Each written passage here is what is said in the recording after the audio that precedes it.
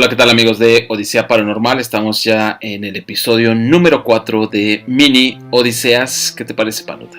Ya el episodio número 4, amigo, de estas historias que nos mandan nuestros seguidores. Nos mandan los suscriptores, la neta está bien chingón porque las estamos leyendo y de repente es así de, güey, no mames, es aquí en Querétaro, ¿no? Ajá. Y la neta está bien emocionante porque pues conocemos más de estas historias ocultas de nuestra ciudad y por supuesto de otras ciudades. Así es, y tenemos otras historias, pero como que los seguidores, bueno, nuestros amigos, Ajá.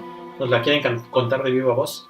Entonces estamos adaptando para que... Sí, claro, por ahí viene ahí un proyectillo, estamos haciendo pruebas para ver si funciona. Pero mientras, pues les traemos estas mini odiseas. Esta noche les traemos dos historias. Una es enviada por Ángela y la otra, pues ya sabrán cuando la narre mi buen amigo Christopher. ¿Estamos listos? Vamos a darle, amigo. Perfecto. Historia enviada por Ángela. Comenzó como una especie de gruñidos que se hacían escuchar pasada la 1 de la madrugada. Gruñidos que al parecer provenían de los árboles más altos que rodeaban la casa de mis padres y que sinceramente a mí me traían la sensación de estar siendo observada y que incluso había un algo que buscaba abalanzarse sobre mí en cuanto me volteaba contra la pared para ya no ver directo hacia ahí. Después vinieron los rasguños por el techo de mi habitación. Sonaban desesperados, precisamente como si un animal con grandes garras quisiera entrar, pero encontrar finalmente a esa presa que devoraría sin piedad y de la cual quizá no dejaría ni rastro. Era terrible. Recuerdo que siempre que los escuchaba, me cubría la cabeza con un montón de almohadas para intentar acallarlos. Sin embargo, apenas lo hacía, desde la punta de mis pies hasta mi cabeza un escalofrío tremendo me recorría, trayendo con ello la impresión de que alguien iba subiendo para buscar atraparme. Era algo, así como eso que expresan que se siente cuando se sube el muerto. Varias veces, en especial cuando soplaba el viento de esa manera tan intensa que hacía parecer que los árboles serían arrancados, llegaba a sentirlo, pero fuera de ello nunca me atreví a echar un vistazo, pues temía que de hacerlo quizá me encontraría con algo que verdaderamente terminaría por acelerar mi corazón hasta explotarlo. Por lo tanto, ni siquiera sabría, o mejor dicho, jamás podría describir del todo sobre esos terribles episodios que me orillaron a temerle muchísimo, más a la oscuridad. Pero debo admitir que lo anterior no fue lo peor que pasé durante esa etapa en la que estuve viviendo con mi familia. De hecho, no tiene igual con lo que vino cuando di a luz a mi primer hijo. La primera vez que la vi se me presentó como una especie de mancha negra a la lejanía. Se movió de un lado a otro, pero nunca acortó la distancia que había entre los árboles y la casa. De principio pensé que se trataba únicamente de algo de mis ojos, pero la tonalidad que poseía y que resultaba más oscura que la misma noche me hizo darme cuenta de que eso no era nada normal, aunque lo bueno, por decirlo de alguna manera, era que no venía siempre, sino una que otra vez durante la semana y en días distintos. Pero cuando mi bebé cumplió 3 semanas, se hizo más frecuente sus visitas. Esas en las que yo dejaba ver mejor su forma, esa que ni siquiera me atrevo a describir, ya que solo el imaginar de nuevo me causa escalofríos. En especial esa mirada tan penetrante, tan fría, tan filosa, y que me hacía saber que planeaba algo y que además se trataba de esa cosa que solía visitarme por las noches cuando más joven. Hasta ese momento no le había contado a nadie acerca de lo que me sucedía. Sin embargo, pronto pasó algo que me hizo finalmente abrirme con los demás, con el riesgo latente a que pensaran que estaba loca. Una noche, mientras preparaba la fórmula para mi bebé, ruidos como de rasguños, como los de mi infancia, comenzaron a escucharse fuera de la casa. Al principio creí que se podría tratar del gato de una de las vecinas, pero el que no se detuviera ni por un instante y esa especie de jadeo pesado afuera me hicieron saber que no era nada normal, aunque eso no fue lo que me llevó a salir corriendo a la casa de mis padres, sino que al subir a la habitación de mi pequeño él no estaba en la cuna y las cortinas de la ventana se hallaban corridas, lo que por supuesto me hizo buscarlo desesperadamente hasta dar con él cerca de la puerta principal, donde se mantenía mirando algo en la ventana. Algo que apenas me acerqué le hizo estallar en un llanto desesperado, que me puso los pelos de punta y me impulsó a correr para sujetarlo en brazos y llevar la mirada hacia aquel punto que él observaba. Ahí, justo a la ventana donde una anciana nos observaba desde una esquina como agazapada. El verla me heló la sangre, pero no tanto como esos golpes que vinieron después del cuarto de mi bebé. Y ese chillido horrible que esa cosa soltó en cuanto me puse a rezar. Por cierto, ni siquiera pude hacerlo bien del todo. Sin embargo, fue lo suficiente como para que se alejara imitando los movimientos de una araña que logré ver cuando subió de la esquina donde estaba hacia arriba. Probablemente a la azotea desde donde al poco rato pisadas marcadas se escucharon. Cuando le conté a mi madre me confirmó lo que yo ya pensaba, que se trataba de una bruja, queriendo llevarse a mi hijo. Una que también me enteré quiso llevarme a mí en el pasado y a ella, mi madre, con anterioridad. No sé si crean mi historia, la corté un poco porque en realidad es más larga, intensa.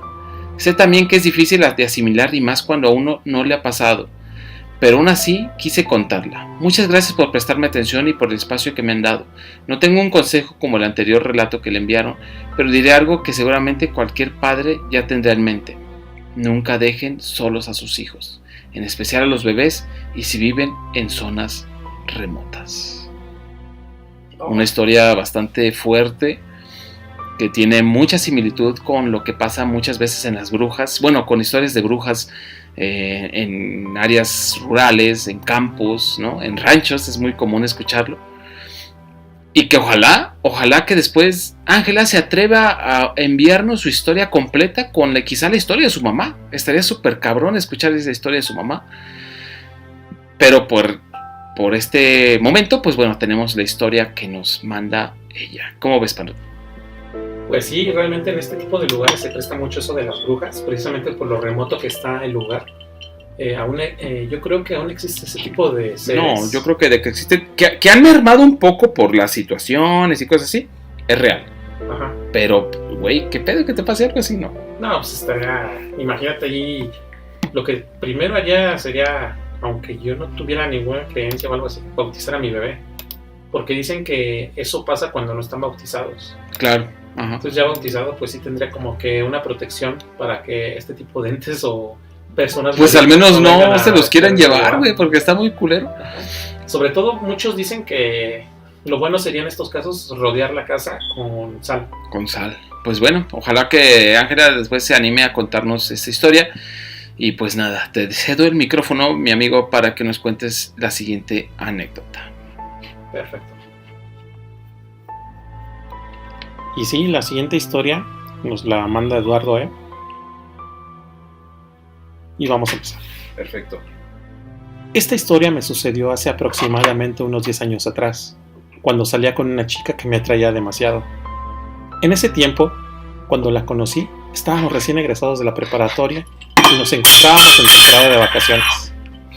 Siempre que nos veíamos era en un parque cerca de donde vivía, o en ocasiones en su misma casa, ya que por lo mismo que teníamos vacaciones sus sobrinos venían a su casa y a ella le resultaba imposible dejarles ya que se los encargaban. El menor de ellos tenía la edad de 6 años, mientras que la mayor, su hermana, tenía 7. Una tarde, que para colmo era una tarde nublada, estábamos sentados en el patio de su casa donde únicamente la tranquilidad reinaba. O lo hacía hasta que sus sobrinos que se hallaban dentro se pusieron a jugar con los que parecían ser todos los trastes de la cocina, obligándonos a levantarnos para ir a ver lo que sucedía. Sin embargo, nuestra sorpresa fue mucha al darnos cuenta de que ellos no estaban ahí, y que sería imposible que hubieran salido del lugar y hayan sido los causantes del tremendo desorden que aparece entre nuestros ojos. Eso por supuesto nos hizo quedarnos pasmados, pero no tanto como lo impresionados que nos pusimos al ver el muñeco tipo títere de tamaño real que la mamá de mi novia solía guardar con mucho aprecio en lo alto del antiguo ropero. Luego de eso buscamos a los niños. Lo hicimos debajo de la cama, en las habitaciones, pero nada, no estaban. Por un momento pensábamos que todo había sido un accidente y que ellos asustados se escondieron para evitar la regañiza. Pero justo cuando hablábamos de ello, escuchamos ruidos provenientes de la cocina nuevamente.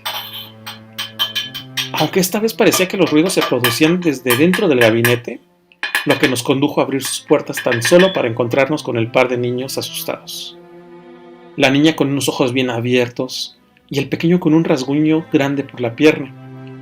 Por supuesto, enseguida les preguntamos por lo que había sucedido. Pero quizás por la impresión no podían ni hablar, así que intentamos tranquilizarlos para así también hacerlos salir y revisarlos mejor. Al final pudieron decir lo que había sucedido. Comentaron que estaban jugando en el cuarto de su abuela, obvio la mamá de mi novia, y que de lo alto del ropero se cayó el títere que habíamos encontrado en la cocina, que en la mano traía algo así como un gancho de plástico, con lo que le alcanzó a rasguñar al más pequeño, justo cuando salían corriendo de esa habitación para ir al de la niña. Pero el títere lo siguió hasta la cocina, donde lo encontramos nosotros y donde ellos dos alcanzaron a esconderse ahí, en el gabinete del que después lo sacamos. Después de tranquilizarlos y de llevarlos afuera un rato, al querer regresar a la casa no querían volver, tenían miedo del títere y de que éste nuevamente los lastimara. Pero no podíamos quedarnos ahí, no cuando iba a comenzar a llover. Por eso es que enseguida, intentando calmar al más pequeño en especial, y que parecía ser el más afectado, dijera lo siguiente: voy a ir por él y lo voy a tirar, así no los volverá a hacer daño. Y acto seguido me metiera a la casa para sacar al peculiar muñeco que arrojaría a la azotea. Aunque antes de hacerlo le dije en voz baja a mi novia que no se preocupara por él, que luego le explicaría a su madre y que además, ya tranquilos los niños, subiría para regresarlo a su lugar, para que no hubiera problemas. Y la verdad era que pensábamos que tras eso todo estaría normal, pero tras varios minutos posteriores a haber lanzado al peculiar ser, un toquido desesperado en el zaguán nos alertó y asustó de sobremanera, haciéndonos levantar para ir a ver de lo que se trataba. Nos encontramos con el vecino de al lado, que nos decía agobiado que uno de los pequeños estaba colgando en lo alto de la barda, pataleando, desesperadamente, que se quería subir, que se iba a caer, que era necesario que subiéramos rápidamente para ayudarlo. Creo que no hace falta decir lo sorprendido que nos quedamos, ya que los niños estaban dentro con nosotros mirando la película, y lo único que sabíamos había allá arriba era ese títere que ya comenzaba a darme miedo, incluso a mí.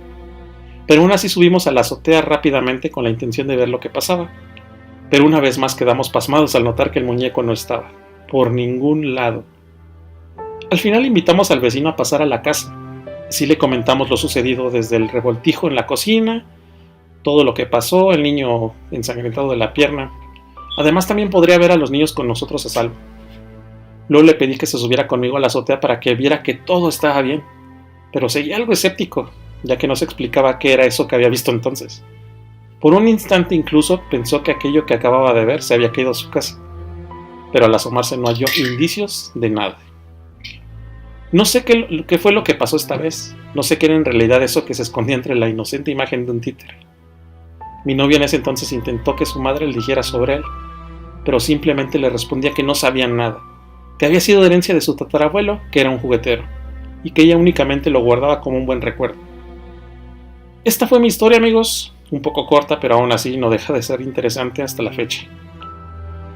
Gracias por leerme, por tomarse el tiempo de compartir lo que la gente tiene para contar. Muchas gracias por leerme y tengo más historias para contarles y nos leemos muy pronto. Gracias. Un títere. Un puto títere, güey. Esas madres siempre dan miedo, güey. Esas madres y los... ¿Cómo se llaman, güey? Las muñecas de porcelana. Esas madres, si tienen una en su casa, tírenlas, güey. Son culeras, güey. No las vean, güey.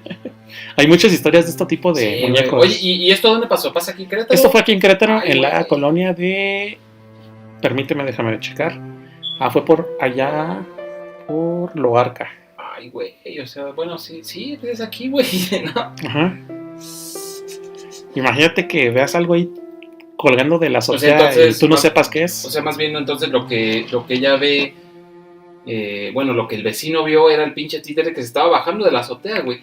Pero lo que se me hace muy cagado es que ya no se metió a la casa, güey, se fue, ¿no? Se fue, o sea, ya no lo encontraron allá arriba. Se peló a la chingada. No mames, güey, qué culero, güey. Mira, por un lado está chingón, güey, porque ya los dejó de molestar. Ajá, pero por otro lado, su mamá sabía qué onda con el títere y ya no les quiso contar. No, ya no quiso contar y sobre todo creo que también llama la atención que es de un juguetero, ¿no? Sí. Entonces eso está muy loco, güey. No, Puppet Master, ¿no? Ándale, güey. Justamente esto iba a decir, güey, me recordó la peli de Puppet Master, güey. Pues nada, ojalá que nos manden más historias de este tipo. Como siempre decimos, está bien chingón, güey. Leemos todo esto y la neta nos emocionamos porque son cosas que pasan aquí en nuestra ciudad natal. Y pues por supuesto también se pueden enviar de otras ciudades. Está súper chido. Y claro, yo creo que por más escéptico que seas, siempre te ha pasado algo que no le encuentras explicación. Exactamente.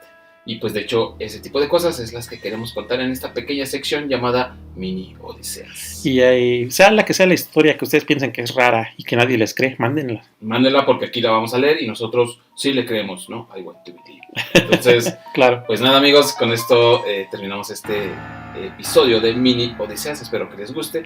Recordando que lo pueden compartir. También nos pueden seguir en nuestras redes sociales como Facebook, Instagram, YouTube. ¿Qué más, güey? TikTok y Twitter. También nos pueden seguir. En todos lados estamos como Odisea Paranormal Podcast.